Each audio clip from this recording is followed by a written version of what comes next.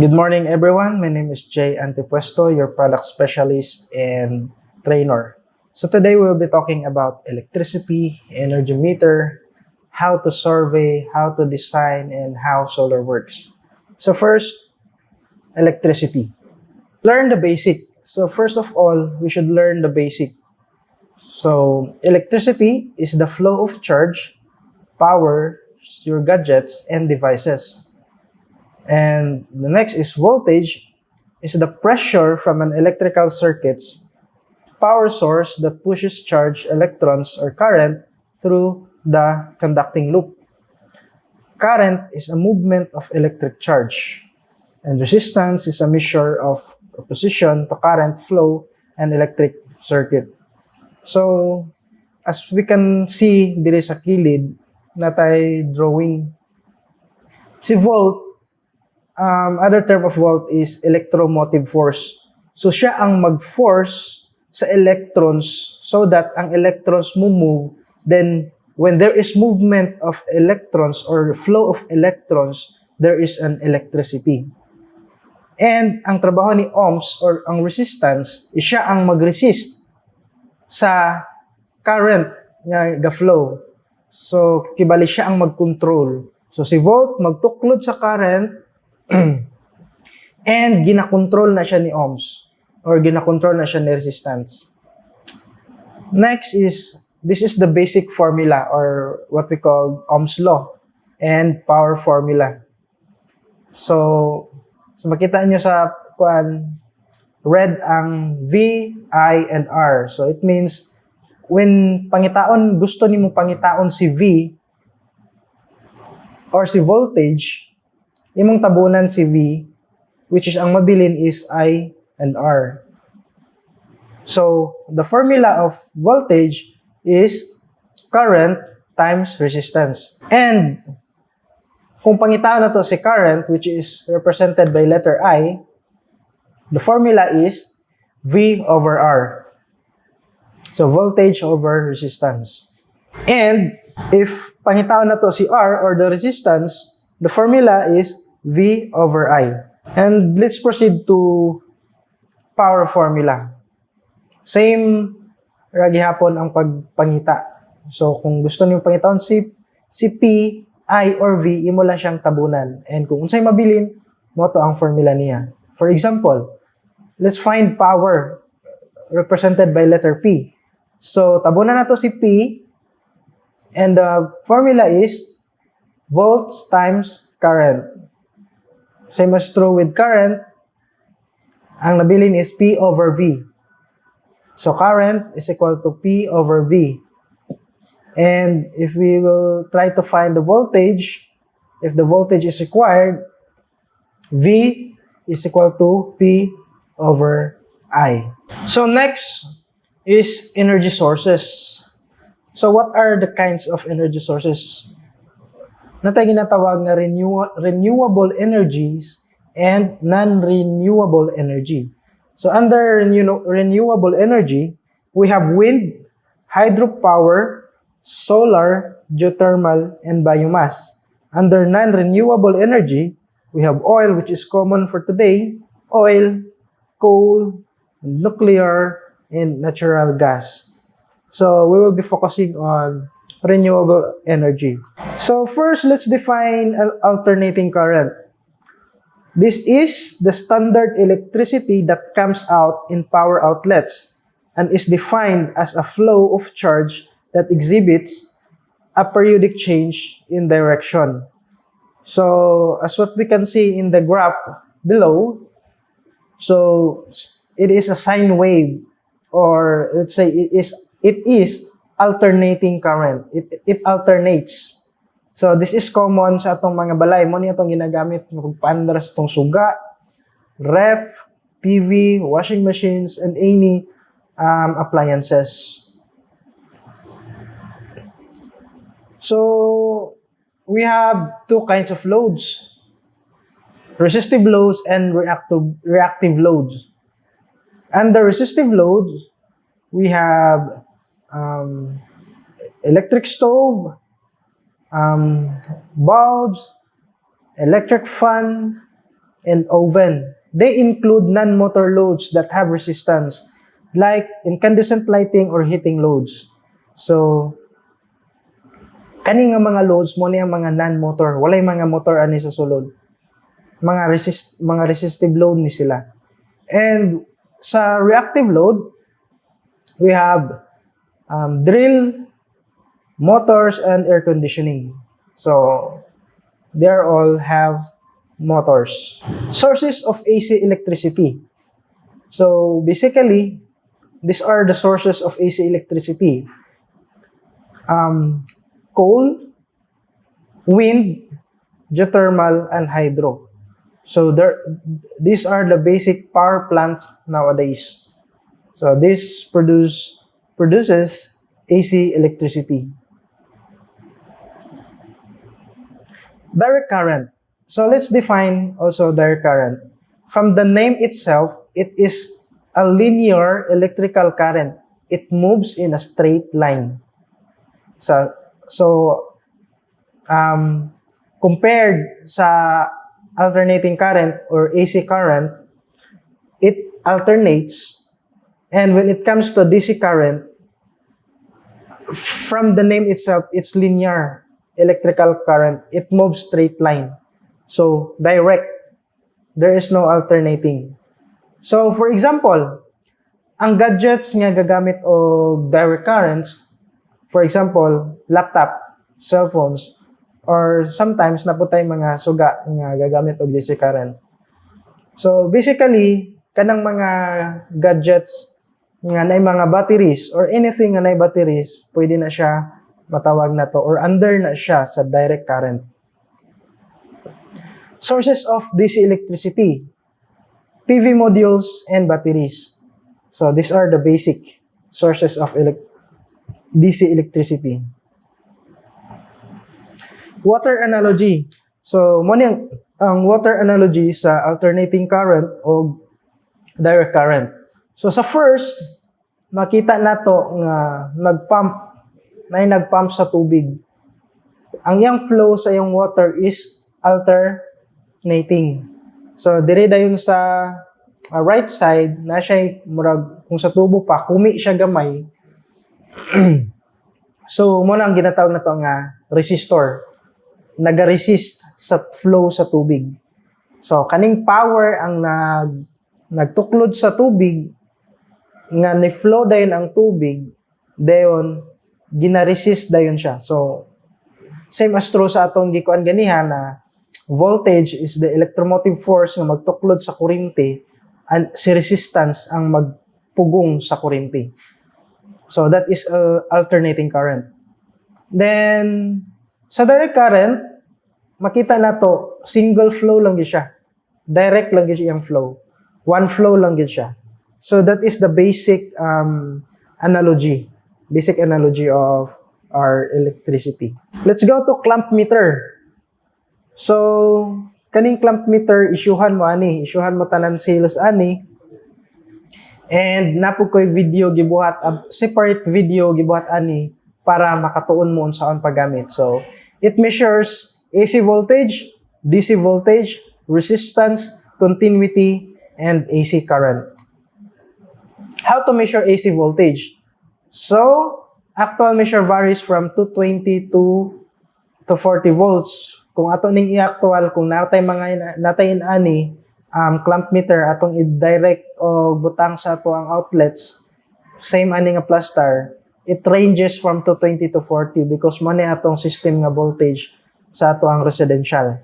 And can be reversed since no polarity of AC. So, either red or black or red imong mauna o butang, wala siya problema because this is AC. There is no polarity in AC current, AC voltage. How to measure DC voltage? So, actual measure varies from 12 to 13 depending on how much battery is charged. So, depende kung pilay nasulod sa atong batteries. So, must be connected P to P and N to N. So, when it comes to DC current, natay ginatawag nga polarity. Unless atong sa AC nga pwede ra mabali-bali, but when it comes to DC, natay polarity. which is kung black, ibutang gini mo sa black. Kung red, ibutang gini mo sa red. Or else, ang imong mabasa, kung imong mabali, gamay kaayo or negative. So, dapat, importante gid kaayo ang polarity when it comes to DC. How to check continuity of wire? So, a good wire indicates zero reading while faulty wire reads infinity. So, kanipod siya, napod ni siya sound. Kung imong ibutang ang black nga tip aning isa ka wire o red nga tip sa isa ka wire, kung mutingog gani na siya, meaning na continuity. But kung dili gali mutingog, something na ay putol sa wire. Somewhere diri or basta na siya putol. That is why dili mutingog ang imuhang indicator. So, mo na atong timailhan sa atong continuity. How to measure current? This is the sample wire. Note, only one wire should be clamped inside to get its current flowing through it. Otherwise, it will measure zero reading. So, when we measure current, it should be only one wire. One wire nga atong i-clamp. Kung duha ka wire ang imong i-clamp, duha ka wire nga nagtapad, tapos imong i-clamp ang duha, zero ang yang reading ana. Dapat isa ra gyud. Isa ra. And case to case po na siya. Kaya naman tayo ginatawag nga line to line o line to ground nga system. So kung line to ground, pag ana nimo sa isa, duha ni ka wire. Pag clamp nimo sa isa, wala, meaning zero. Pag clamp nimo sa isa, naa. So meaning kani ang hot nga wire. Kung sa line to line pud siya, kaning duha na kay mabasa kuryente. Either si line 1 or line 2 na kay mabasa nga kuryente. Next is circuit configuration. Series configuration circuit. So let's start with series. Only one path for current to flow, end-to-end connection.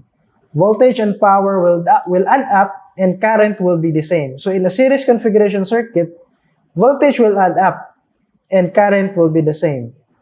Because that is why current is the same kay one flow raman. Nakita na to ang mga arrows nga green. One flow ra ang flow, isa ra ka flow ang kuryente. So the same lang siya. But pag abot sa voltahe, sa voltage, so we have 4 batteries nga naay tag 12 volts. So kaning tag 12 volts ma-add up ni siya. So ang 12 volts times 4 mahimo siyang 48 volts and same current which is 100 Ah. So that is series configuration. Battery in series, actual wiring for 48 volts. So mo ni antong example nga atong nataod nga upat ka batteries. Same ani, same nga setup ani. So take fine 12 volts 100 Ah. Series battery with new voltage rating of 48 volts which is 4 times 12 and the current of 100 Ah. So mo ni ito actual nga settings. Solar PV in series. So as what you can see, natay 3 ka solar PV or PV modules or PV modules. Solar PV specs, power 350 watts, voltage 42 volts, and the current is 8.33 amperes. So unsa ganito kung series, voltage will add up and current is still the same. So in this case, power is 1050 watts. Unsa kay formula sa power? Formula sa power is voltage times current. So kung i-multiply nimo ang 126 volts times current is equal to 1050 watts. Series connection PV panels. So, PV specifications, yung Pmax is 450 watts, yung open circuit voltage is 37.5 volts, and yung short circuit current is 12 amperes. So, you can write it down. Pwede mo mag-compute, and I will check it later. So, what are the answers?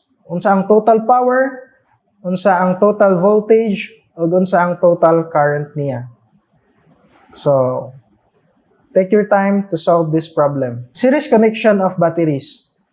So, natay batteries nga 12 volts, 100 Ah. So, what is the total voltage and what is the total current? So, solve this problem. Solar PV array, 100 kilowatt on-grid LCG project. So, mo na atong example sa atong installations, atong actual nga installation. This is combination of, ang atong inverter nga gipanggamit is combinations of 30, 10, and 5. Duha ka 30, tulo ka 10, and duha ka 5. So, sa 30 kilowatt nga inverter, na siya 6 strings and 12 panels per string in series. So, atong gigamit nga solar panels is for 50 watts. And second nga inverter is tulo ka 10 kilowatt inverter, 4 strings, 6 panels per string. And the last one is duha ka 5 kilowatt inverter, 2 string, and 6 panels per string. Circuit configuration. Parallel configuration. So we are done with series configurations and we'll now proceed to parallel configuration circuit. Now we're done with series configuration circuit and let's proceed to parallel configuration circuit. So in parallel, all components are connected across each other. Across. So in this case, current and power will add up and the voltage will be the same. So, lahi siya sa series. Kaganiya sa series, voltage and power will add up and current is the same. In this case, current and power will add up and voltage will be the same. For example, we have 3 batteries. Ang rating is 12 volts and 150 Ah. So, it says that current and power will add up. So let's go first with the current. So the total current of this system is 150 plus 150 plus 150, a total of 450 Ah. And the voltage is the same because it is parallel. So as what you can see, ang positive and negative, all positives are connected and all negative are connected. That is why it is called parallel. One battery is parallel with another batteries and so on and so forth. So that is parallel configuration. So this is the example also of solar PV in parallel. So this is the circuit. Solar PV specs, power is 350 each, and voltage is 42 volts, and current is 12 amperes. So in parallel, current and power will add up. So let's go first with power. 350 plus 350 plus 350, a total of 1050 watts. And because this is parallel, voltage is the same, which is 42 volts. And in current, also will add up. So 12 plus 12 plus 12 is equal to 36 amperes. So again, this is the example of parallel connection of PV panels. So ang specifications niya, ang Pmax niya is 450 watts. Ang voltage is 37.5 volts. And ang current is 12A. So another problem to solve. What is the total power? What is the total voltage? And what is the total current? So take your time to solve this problem. Parallel connection of batteries. So as what we can see, all red or positive is connected in one wire or one node, and all negative is connected also in one wire or one node. Battery specifications, 12 volts and 100 Ah. So again, solve this problem, total voltage and total current. Series and parallel. So this is the summary of series and parallel. In series, current is constant, or I1, I2 is equal to I3, so on and so forth. in terms with voltage, sum of the individual voltage drops, V1 plus V2 plus V3, and so on and so forth. So in power, summation of products of current and voltage, which is IV.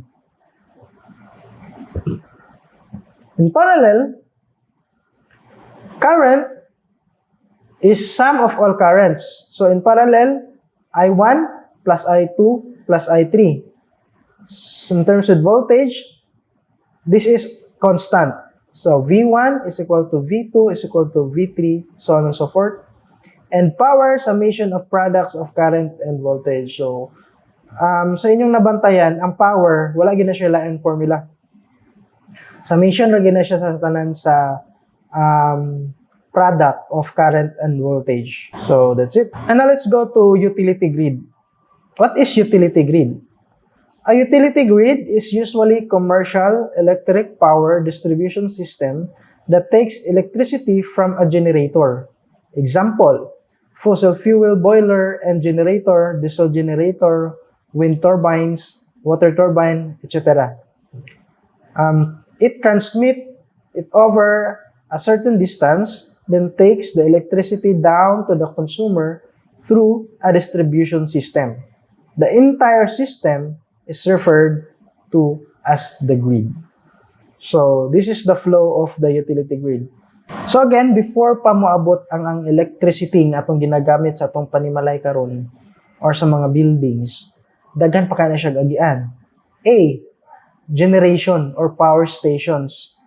Then power transformers, then transmission, substation, distribution substation, and distribution, and ayha pa na siya moabot sa ato ang mga balay.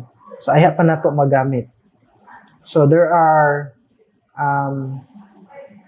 1, 2, 3, 4, 5, 6 stages ayha pa moabot sa ato.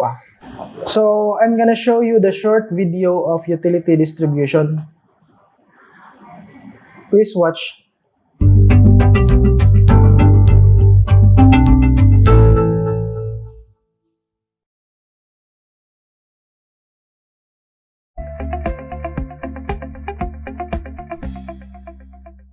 The electrical grid.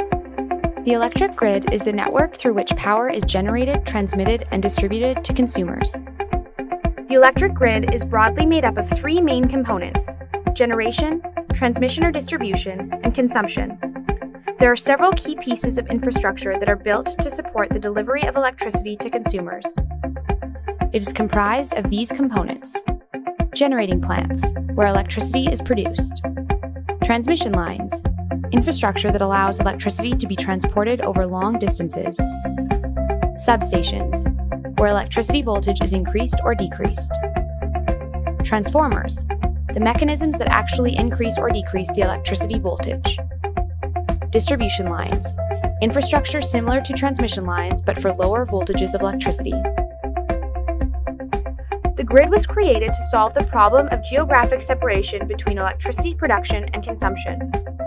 Electricity is often produced far from where it is used, so infrastructure needs to be built to connect the two. Prior to the invention of the modern grid, electricity producers each developed their own distribution systems for delivering electricity to customers.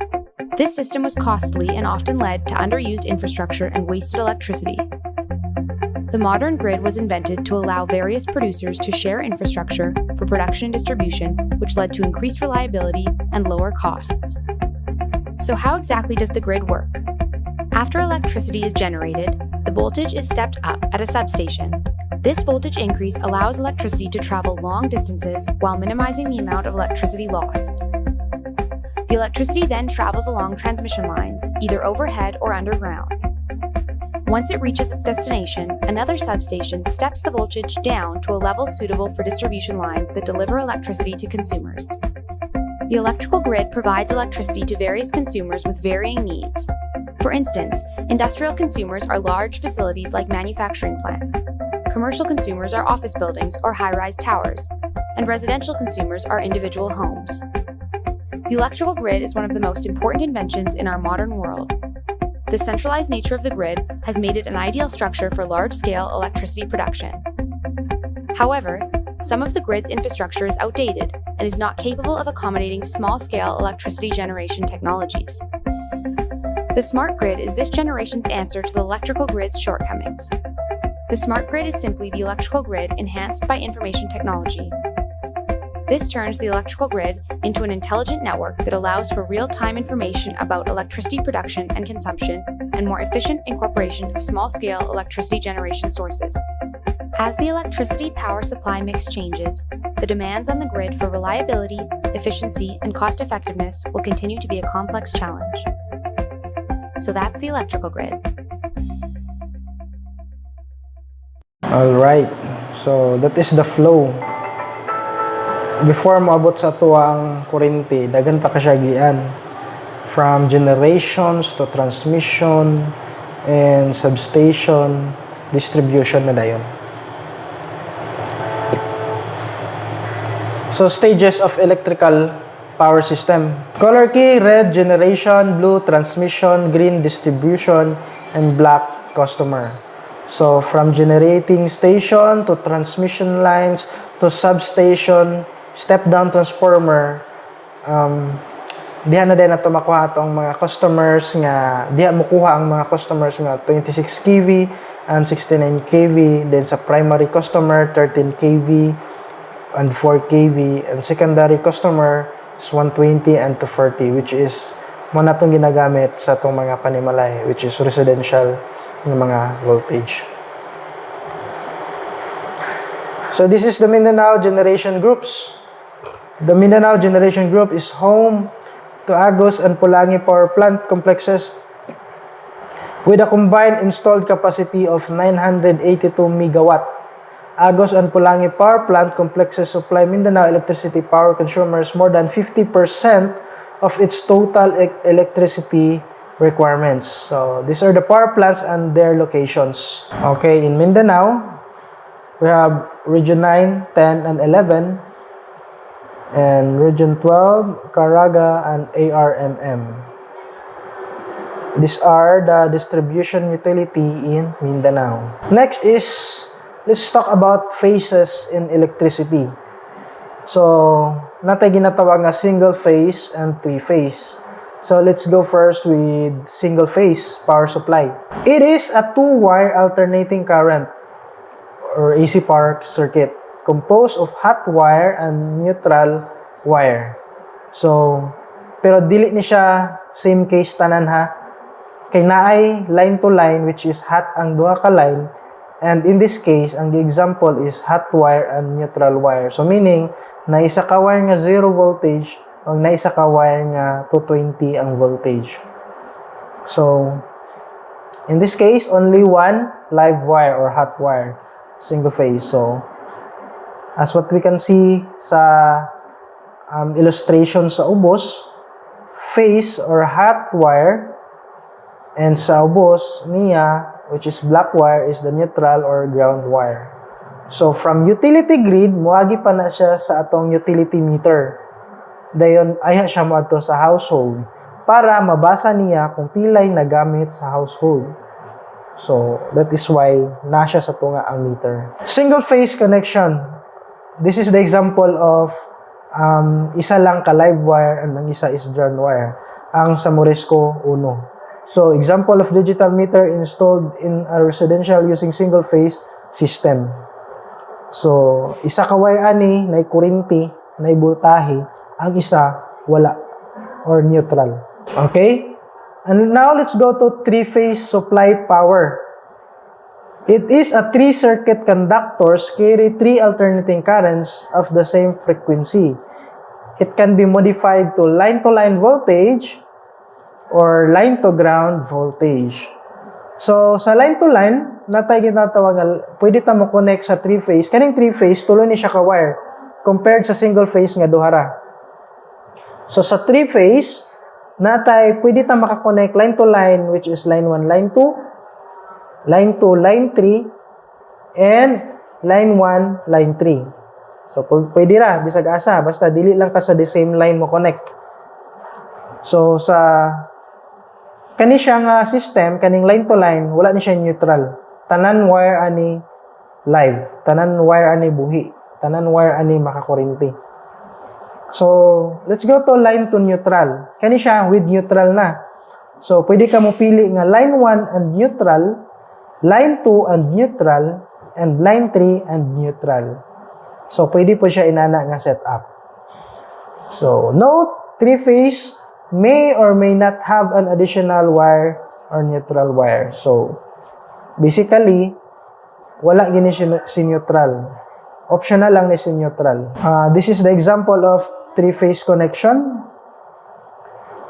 Service drop with steel riser, wither heads, conduit, meters and service cut-offs, and service mast. So, sa nakita na to, na siya upat ka wire. So, meaning, na siya line 1, line 2, line 3, and neutral.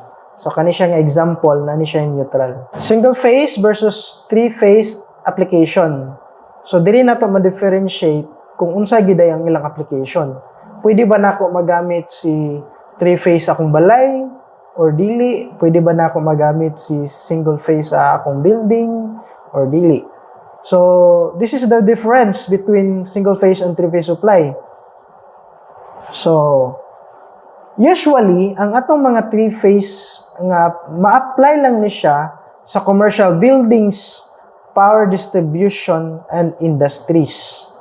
So, basically, mo gina lang application sa mga dinagko na gini siya. And sa single-phase power supply, normally, basically, sa residential. Mo ni atong ginagamit sa ato ang mga balay or mga gagmay lang nga mga loads nga mga building. Wala na ta gagamit og 3-phase. Pero kung dinagko na gyud nga building, commercial buildings, industries, nanginahanglan na sila og dagko nga voltahe, that is why 3-phase na ang ilahang connection. Dili na single phase. Pero nagyapon na sila yung mga loads nga single phase. Kaya again, pwede man nato siya line to neutral or line to line. Diba? So, pwede ta makakuha gyapon ani og gagmay nga voltahe. Pero dagko nga voltahe imong kinahanglan, line to line gid imong gamiton. Grid voltage ratings. So, line to ground, L and N. So, muna akong ginaingon nga ang isa buhi o ang isa 0. So, 240 plus 0 is equals to 240. Sayop ni siya. Sayop ning 220. So, line to ground is 240 plus 0. So, meaning, ang isa, naidako nga voltahe. Ang isa, wala. Neutral siya. So, same output, yapon, 240. And sa households, only needs 220 to 240 voltage, 60 Hz. For appliances to operate, that's why the two common connections are line to line or line to ground. So basically, sa atong mga panimalay, nanginahanglan ng gintag 220 to 240 mo na ang range sa atong voltahe. So, either line to line or line to ground, mo dapat na ang voltahe nga magawa sa atong mga outlets. Philippines substandard voltage and frequency is 220 to 240 volts and 60 Hz. So that is the single phase system. And 3-phase system, sa line to line 1 and line 2, pwede siya nga 120 plus 120 is equal to 240. O, diba? So, pwede na to magamit. So, inani nga case, sa 3-phase siya, pero ang iyang kada linya is 120 volts lang. Diba? 120 volts lang. So, kung ang atong panimalay nanginhanglan lang og 240, pwede ta mag-connect sa line 1 and line 2, which is 120 plus 120. And sa number 2, line 2 and line 3, same lang yapon. 120 plus 120 equals to 240. And line 1 and line 3, 120 plus 120 is equal to 240. So, pasok yapon siya sa atong requirements, sa atong loads, nga bisag 3-phase siya, pero ang atong voltahe nga gi-require which is 240, 220 to 240, pasok yapon siya with the connection nga line to line. Okay? So, households only needs 220 to 240 volts. Okay, muna na siya. Did you know nga you can use a 3-phase power to supply your single-phase loads? So, muna na itong hisgutan prior aning slide. For example, this is a three-phase connection ha. Red, yellow, blue, and neutral. So nakita na to sa first nga picture, three-phase ang motor, di ba? Three-phase ang motor. So unsay ang connection? Ni-connect siya sa line 1, line 2, and line 3. Pero wala na siya nag-connect sa neutral or black nga wire. So meaning, muga na siya tungod kay ang connection is three-phase man. And how about power socket? Kaning power socket, 220 ni siya. Apil ang suga o apil ang fan, ang CFL lamp o ang fan. So as what you can see, nag-connect siya sa line 1 and ground or neutral. And ang suga is line 2 and neutral. And sa fan is line 3 and neutral. So, pwede ra na siya bali-bali basta isa gyud ka live o isa ka neutral. So, mora na ang atong connection.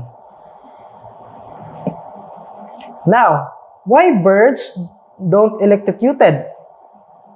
Nganong dili man kurintihan ang mga langgam or bisag unsa nga gabatog diha sa mga live wire nga nasa taas atong transmission, nganong di man sila gakakurintihan? Okay? So, apel po ning tao. Apparently, if we were to hang off an electric wire while not touching the ground, we would not get an electric shock either. So, dili ta makurintihan kung dili complete ang circuit. Muna ang pinaka-simple nga explanation. So, di ba sa atong linya ganiya, line to ground? So, kung gunitan nimo ang line, which is hot wire, o katong ground wire, surely, makurintihan gyud ka. Pero kung ground lang imong gunitan, or si live lang imong gunitan, nga wala ka nakatunob sa yuta or something nga maka-adto sa ground or lower potential ang kurinti, dili ta makurintihan. Kaya nga naman, dili complete ang circuit. So, walay flow of electricity kay dili complete ang circuit. And remember nga ang atong electricity mangita gini siya og lowest potential. So meaning kung nakagunit ka og grounded nga wire or nakagunit kag poste nga grounded din nakatunog ka sa yuta, mo flow gid ng electricity sa imong lawas paingon sa yuta. Kaya ang electricity mo adto sa lowest potential. So para sa ani birds not shock. Nga naman nagtungtong raman siya sa isa ka wire, wala siya sa ground. But person, shock. Kay, ang iyang nagunit siya sa hot and ang iyang tiil nasa ground. Alright? So, simple. Remember, electricity will only flow in a complete circuit.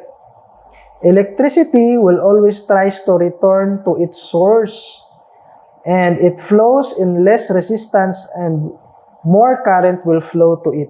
So, the more nga less og resistance, the more mo flow ang current. Kaya wala may mupugong, pero og dako ang resistance, for example, naka-boots ka or nakatungtong kag kahoy, so let's say for example, that is infinite resistance, dili ka makuntihan, kay dili complete ang circuit.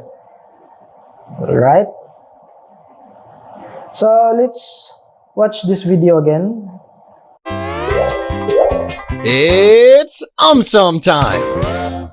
Why don't birds get electrocuted on power cables? 'Cause they wear shockproof shoes. Now, electricity is the flow of electrons through conductors. It always takes the easiest route. That is, electricity always flows through a path of least resistance. Now, the power cables through which electricity flows are made of copper. Copper offers least resistance and is a very good conductor of electricity. However, the bird's body offers greater resistance and is not a good conductor as copper. Hence, electricity ignores the bird and flows through the cables, and birds don't get electrocuted. Besides this, electricity flows from its highest potential to its lowest. Now, the power cables usually run at different potentials. If birds' feet are on the same power cable, then they are at same potential. Thus, the bird doesn't get electrocuted. However, when the bird touches two cables with different potentials at the same time, then electricity will flow through the bird to go to the other cable with a lower potential, and the bird will get electrocuted. Why vultures don't get food poisoning? Because they go to regular yoga practice. Nah. Vultures are generally scavengers. They eat decaying or rotting flesh of dead animals. But any decaying substance has many harmful microbes which, if consumed, can make an animal or a human sick, or even cause food poisoning. However, vultures have a strong acid in their stomachs that protects them from harmful microbes. But we also have acid in our stomachs, right? Indeed, but the acid in a vulture's stomach is much stronger than the acid in a human stomach. It is so strong that the acid can even corrode certain metals. Thus, when a vulture eats decaying or rotting flesh, the strong acid in its stomach destroys most of the microbes that can cause food poisoning and other health problems, thus keeping the vulture safe. Why is dry ice so dangerous? Maybe because it is made by devils. Nah. Dry ice is basically solid carbon dioxide. The surface temperature of a dry ice block is about negative 78 degrees Celsius or negative 109 degrees Fahrenheit. This means it is much cooler than ordinary ice, which is made up of water. If dry ice comes in contact with our skin, our cells begin to freeze and die within seconds, thus giving us severe frostbite. In addition to this, storing dry ice in airtight containers can be dangerous. But why? This is because dry ice sublimates. That is, it directly gets converted from solid state to gaseous state. Hence, in airtight containers, the gas produced can build up and exert pressure on the walls of container, which can lead to a dangerous explosion. Why do birds need gravity to swallow food? Maybe because they are fans of Newton. No. When humans eat food, it enters into a muscular organ called food pipe or esophagus. In the esophagus, a series of contraction and relaxation takes place that pushes or moves food towards the stomach. This movement is called peristalsis. Dude, why do you use such complicated names? Oh, please listen. In most birds, such peristaltic movement doesn't take place in their esophagus. Hence, they need to depend on gravity to push their food through the esophagus. When a bird eats its food, the bird lifts or tilts its head up, and with the help of its tongue, it directs the food towards the throat. Then, the gravitational force of Earth causes the food to slide down into... So, frequently asked questions. So, you can answer it sa inyong mga papel ug ako ning i-check later. So, what is the unit of current? What is the unit of voltage? What is the unit of power? What is the unit of energy? Consumption in appliances usually refers to what? And where does DU belongs in stages of electricity? What do batteries store? And is power additive for series or parallel connection? How many wires does single and three-phase have? If I only touch one live wire in a single phase system, what will happen? So, ansiran niyo na tanan nga mga questions and isulat sa papel inyong mga answers. Okay, check na ko na later. So, summary. Clamp meter, a digital device used to measure electric parameters. In series, the voltage will add up while the current stays the same. In parallel, the current will add up while voltage stays the same. Power in series or parallel is additive no matter what the connection is. And single-phase system has only one live wire while a three-phase system composed of three live wires. NGCP belongs to transmission in stages of electricity. So, kung kailata sa NGCP, belong sila sa transmission. So, from generation, sila ang ga-transmit to substations para ma-distribute na dahil nila. So, now let's go to energy. Let's talk about energy. Sure ko, kabalo na kita tanan aning energy, wala lang ta kabalo nga energy din na siya. Di ba? So, let's have an examples pod later. So, energy is the product of power and time of usage. Okay, so it has a unit of watt-hour or kilowatt-hour. And conversion, ang 1 kilowatt hour, 1 kilowatt is equal to 1,000 watts. Okay, suppose you turn the TV on for 5 hours and immediately turn it off. How much energy is being consumed? Assume TV power is 120 watts. So let's answer that later. Similarly, your room gets hot and use the fan for 3 hours. How much power or how much energy is being consumed? Assume fan power is 100 watts. So, you can answer this one. Write this down. Answer this on your paper.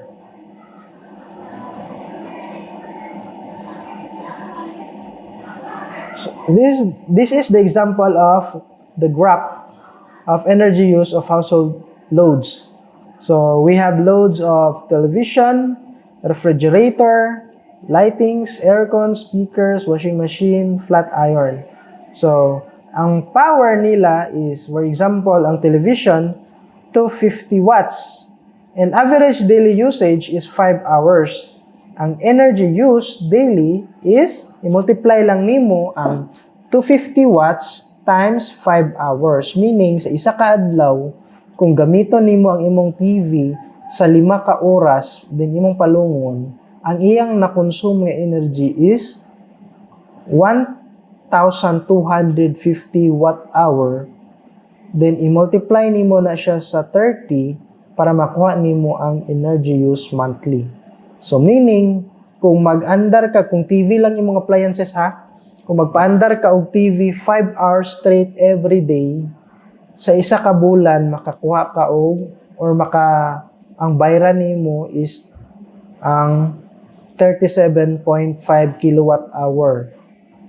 Assuming nga ang tag-Gs ang per kilowatt hour, 10 pesos per kilowatt hour, so imo lang nang i-multiply ang 37.5 kilowatt hour times 10.8.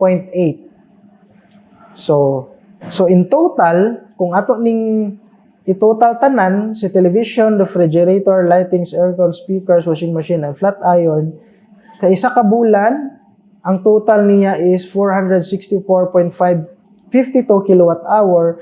I-times nimo na siya sa 10.8, which is the rate per kilowatt hour, natay 5,016.82 pesos nga mabayaran. So, energy calculation. So, isa po ni sa inyo ang siran karon. Appliances is television, electric fan, aircon, and bulb. Nasa time of use, quantity, power. So, ang inyong i-compute ani is energy consumed. So, for example, ang TV 5 hours, nya duha ka buok, unya ang power niya is 120 watts. Pila iyang makonsume nga energy. So, what is the total energy consumption and what is the estimated bill when grid charge is 12 pesos per kilowatt hour? So, inyo pong i-compute kung pila inyong mabayran aning nga mga appliances kung gamiton nyo sa aning specific of hours and quantity and power. Pila ang mabayran kung tagdusi ang per kilowatt hour. So, take your time to answer these questions. You can take pictures para minyong mansiran. So, another one. Electric fan, aircon, and bulb, and television. So, same ra ni siya, same ra gyapon yung pangitaon, pero naay nalahi sa time of use and quantity. Common questions. My electric bill for this month is 5,400 pesos, and I wanted to know how much energy is consumed for the entire month. Assuming an electricity rate of 12 pesos per kilowatt hour, how much energy was consumed? So, ang solution is energy is equal to 5,400 pesos divided by 12 pesos. So, makuha na to kung pila gid ang iyang na-consume nga energy. So, kung magkuha tag energy, ang formula niya is electricity bill over tagpila ang per kilowatt hour. So, that is why 5,400 pesos divided by 12 pesos is equal to 450 kilowatt hour. So, meaning, sa isa mo na iyang nagamit nga energy. So, second, suppose you turn on the TV 120 watts LED TV for 8 hours and due to curiosity, you want to know how much you could pay for 1 week. Then, the electricity rate is 12 pesos per kilowatt hour. So, may balaan na to ang estimated bill through atong i-multiply ang 120 watts nga TV, gipaandar nimo og 8 hours, dayon 7 days kay 1 week man iyang gusto. Dayon kung tagpila ang per kilowatt hour, multiply lang na nimo sila tanan. So in 1 week makabayad ka og 80.64 pesos. So mo na imong bayaran for 1 week. Then third, you were asked by one of the clients, based on their average monthly bill of 5,000 pesos, how much is the electricity rate when they consume 410 kilowatt hour of energy? So, given ang duha, ang bill o ang energy consume. So, gusto ni client mahibawan, tagpila day ang rate karon. So, the formula is 5,000 pesos over 410 kilowatt hour is equal to 12.2 pesos per kilowatt hour. So, meaning, ang ginabayaran niya per kilowatt is 12.2. Alright? Distribution utility meter. It is an electrical instrument that measures the amount of electrical energy used by the consumer. So, mo ni siya ang magbasa sa atong mga unsa kadako nga energy atong nagamit sa atong mga panimalay. So, all houses na ay mga inaani. How it works? So, makita na to ang flow from utility grid to utility meter and household. Under utility grid supplies the power needed by the consumer. And utility meter will then measure the energy used by the consumer. So, as a household, simply the load or devices that consumes the energy.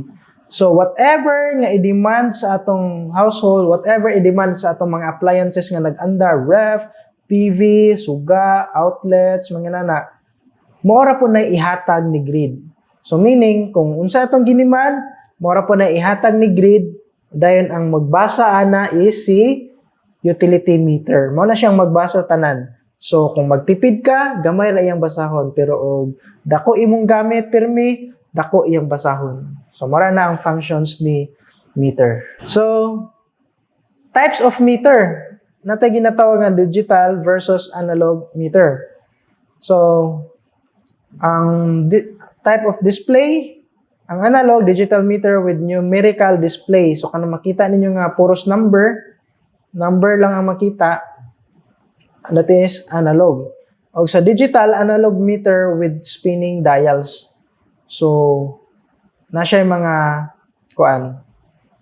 makita na to ang difference ana unya sa mga pictures. So, ang measure, it measures total energy and actual power sa analog. Kung sa digital, total energy lang. So, ang recording, automated reading meter, send data electronically to distribution companies through a wireless network. So, sa analog, which is mga common karon, diretso na. Mo-send na sila kung pila itong nakonsumo, diretso na sa DU or distribution utilities. And sa digital, mo ni ang atong ginatawag nga manual reading.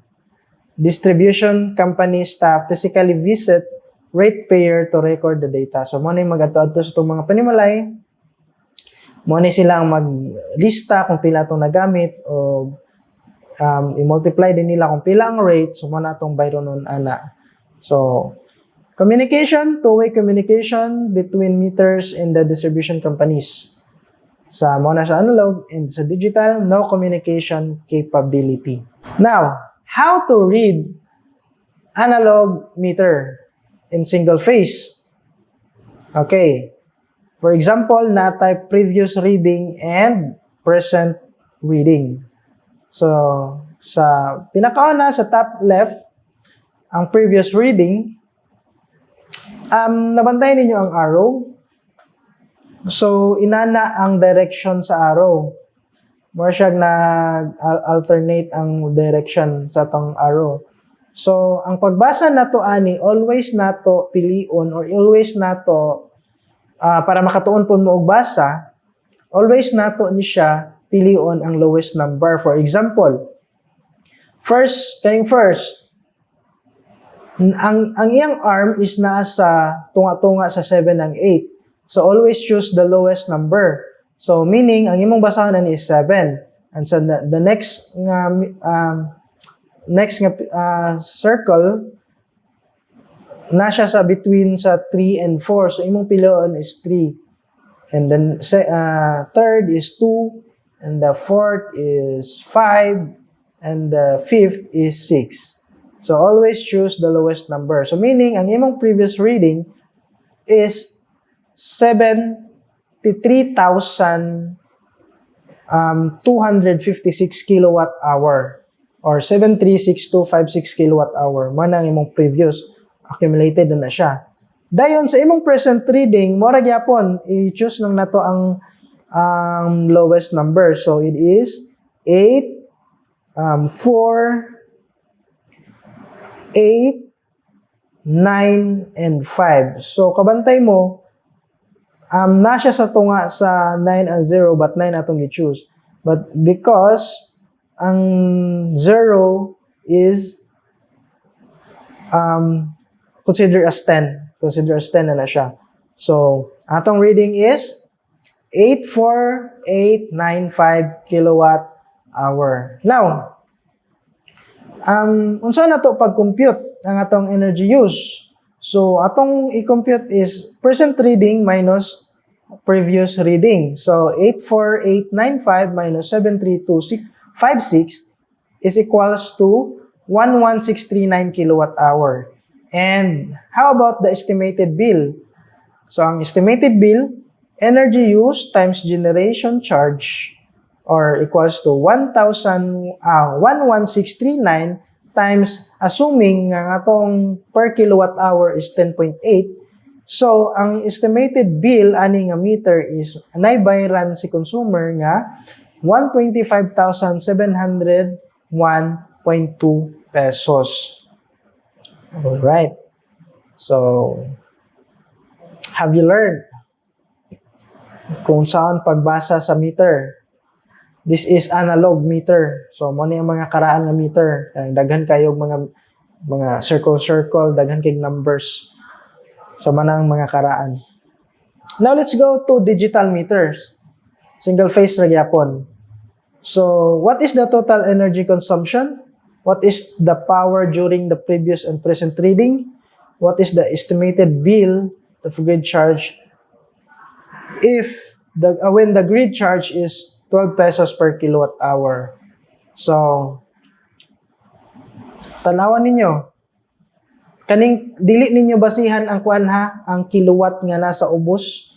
Ang inyong basihan is kaning nasa babaw kay mo maning accumulated. Kaning nasa ubos mo ning mga actual. Ani nga time sa pagpicture mo ni ang ilang actual nga gigamit. So atong basihan sa pag-compute is ang previous o present nga kilowatt hour. So ato na siyang studyhan diri nga slide. So I assume nga kabalo na mo solve ani nga problem. So this is another problem to solve. 3 items. You can take pictures para inyong reference para sa inyong ansiran unya. Now, how to read digital meters 3-phase. So kani daghan jud kaayo galibog ani. Okay? Daghan kayo mo gawas, daghan kayo mo pop up sa iyahang display. 1 to 11 ang makita ani. So ato ni siya lang isa-isahon. So ang 01 mo pop up ang 01 pasabot niya na is energy consumption. So meaning accumulated na siya from gikan sa pagsugod, gikan sa pag-install ani nga meter hantod sa present. Iya ginang basahon tanan. Kilowatt hour iyang unit. And number 2, kilowatt demand or max power. Meaning, i-record ni number 2 ang pinakadako or pinaka-peak nga kilowatt nga iyang na sense nga gigamit sa consumer. For example, 1.1 1.11 kilowatt. So meaning iyang gi-record kaysa mo'y iyang na sense nga mo'y pinakadako so far. So dili ni siya mautro, dili ni siya mausab hantod, dili ni siya malabwan. For example, below 1.11 kilowatt lang gid permi ang gakagamit ni consumer. So meaning di ni siya mailisdan. But kung mo reading na pod si client or si consumer og 2.11, so meaning mailisdan na pod ni siya. Dili na ni 1.11, 2.11 na siya. Kay iyang gina-record aning number is pinaka max power or kilowatt naman. Then the reactive power, reactive energy consumption. So number 3. So muna yung gina-record ang reactive energy consumption. Ang number 4 is actual power. So kung maghimo ta og proposal or mag-base ta og proposal, kung 3-phase ang atong customers, let's always look sa number 4 because this is the actual power nga ginagamit or muna actual energy nga ginagamit ana nga time. So in this case, nagamit siya og atong na reading is 0.54 kilowatt. So meaning mo ni actual. Sa tanan nga appliances nga nag-andar mo ni iyang nagamit nga kilowatt. So depende na dayon kung pila ka oras niya ni ginapaandar para makuha nato ang energy.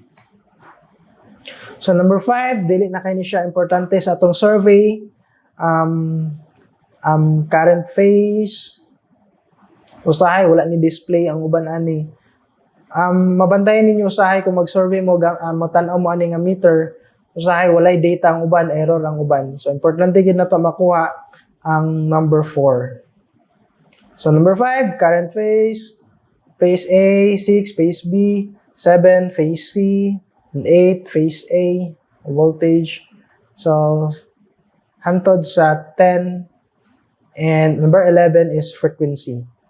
So dili na kana siya importante during sa tong survey. Ang atong importante gid kayo is yung number 4 because that is the actual power consumption ni client or ni customer nga atong gina-survey. Next, bill computation, Morisco 1 single phase. So this is the example of bill computations. And total energy use is equal to present reading minus previous reading.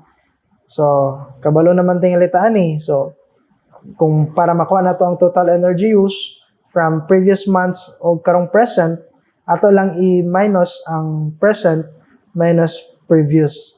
Nganong present minus previous man? Because na-accumulate naman gud siya. So meaning mas dako si present reading kaysa sa previous, di ba?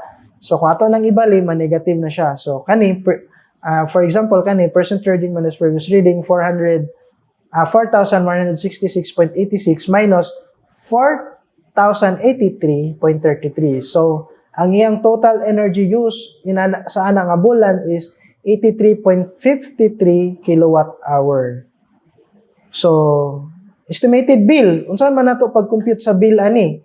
Sa billing ani, gamit ani nga data. So, total energy use times generation charge which is 10.7. So, ang iyang mabayaran approximately is 893.771 pesos. So, ani nga bill makabayad si consumer og 893.771 pesos. All right. Next. Okay. This is also bill computations. Same lang gyapon. Present and previous reading. And so what is multiplier? So nakita nato diri ang bill na siya'y multiplier. Diba? So meaning, kani siya nga bill is makita lang nato ni siya ang multiplier sa 3-phase lang nga billing or sa 3-phase lang. For example, inyong building is inyong connection is 3-phase, not single phase. So mag-expect kita nga atong billing or atong kilowatt hour nga konsumo is naging na siya multiplier. Because ang purpose sa multiplier is para gagmay ra man gud nga number ang gina-display sa meter. Kay kung iyang i-display tanan nga dako na kayo, di na siya masigo sa display. That is why ginagamitan siya og multiplier. For example, present reading minus previous reading. Ang present reading niya is 87. Di ba? Gamay ra kayo. 878 compared dito sa PCAS nga 4,000, gaabot og 4,000. So, diri, 878.30 minus 842.08. So, meaning, ang iyang nagamit is 36.22. Kagamay, di ba? Gamay ra kaayo. So, ang purpose sa multiplier is para makuha ginato ang actual or ang tinuod nga nagamit gyud ni consumer. Kay imposible man kaayo nga 36.22 kilowatt hour lang yung nagamit. So, the purpose of multiplier is to para makuha nato ang true, ang actual nga consumption. So, 36.22 times 480 is equal to 17,385.6 kilowatt hour. So, i-multiply din na siya kung pila ang per kilowatt hour, then mo na dahil na ang ato ang billing. Right? Okay. Frequently asked questions. So, you can answer this in your paper. Pila man ang 1 HP? 1 HP is equal to pila ka kilowatt? What is the unit of energy? What is the unit of power? What is the formula of energy? How to get the monthly energy consumption when you got your electric bill? Can we read the actual power on analog meters? Where do we find the multiplier when we read the actual power on 3-phase digital meters? So, asa na to na siya makita ang multiplier? Alright. You can take pictures for reference. In summary, power has a unit of watts or written as W or P is equal to current times voltage. Energy has a unit of watt hour or written as WH or kilowatt hour or kWh. And the formula is energy is equal to power times time. So kung gusto na to kuha ng energy, kuha lang na to ang rating sa atong example appliances, TV, 180 watts. Then pila ka oras nimo gamiton, makuha na nato ang energy. So it can be calculated as appliance power multiplied by the time of usage. Total power means adding each appliance's power. To get electricity rate, bill in peso divided by the total energy consumption. Example, this is the formula. ER or electricity rate is equal to bill over energy. So, example, 5,000 over or divide by 30 kilowatt hour. So, makuha na nato ang electricity rate.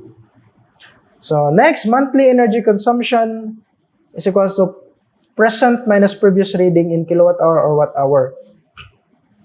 Multiplier is usually applicable for commercial only due to its large consumption. Mo na ang purpose. Tungod kay dako kay ilang konsumo, dili niya kaya i-display sa meter. That is why natay multiplier. And lastly, digital meter is widely used today for either residential or commercial. So wala na kayo tayo makita ang analog nga katabi taong disk ang magtuyo ka. So wala na kayo tayo makita na halos sa karon analog na digital meter na gyud. So either residential or commercial. All right, that's end of our first topic.